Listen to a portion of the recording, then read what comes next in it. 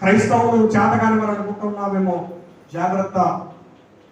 నువ్వు పుట్టిన భారతదేశం కోసము, పుట్టిన భూమి కోసము చెడుగా మాట్లాడే నీ మనసు ఎటువంటి రీతిలో ఉండదో శపింపబడిన వాడవు. శాపమును పొందుకున్న కుటుంబం నీది. ఎలా ఉన్నది నీ జీవితము? పుట్టిన దేశం కోసం చెడుగా మాట్లాడే తత్వం నీలో ఉన్నదంటే నీ తల్లిదండ్రులను ప్రేమిస్తావా? నీ అన్నదమ్ములను ప్రేమిస్తావా? నీ యొక్క బంధుమిత్రులు, నీ స్నేహితులను ప్రేమిస్తావా?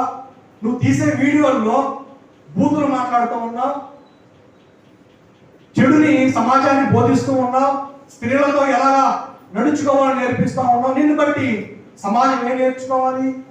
నువ్వు తీసే వీడియోలను బట్టి నేను క్రైస్తవులుగా మంచినే సమాజాన్ని నేర్పిస్తూ ఉన్నాం, మంచి మాటలు నేర్పిస్తూ ఉన్నాం. త్రాగుడు విడిచిపెట్టు, నిన్ను వల్ల నీ పొరుగు వారిని ప్రేమించు.